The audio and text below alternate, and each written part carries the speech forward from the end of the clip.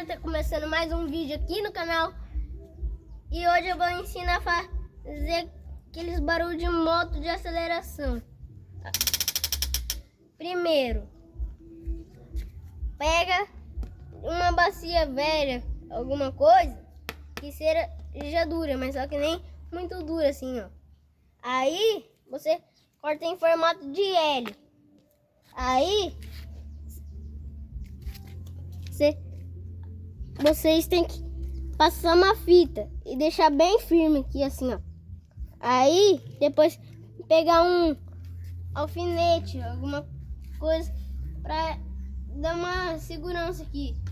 Aí é só afirmar aqui assim. Aí fica assim o barulho.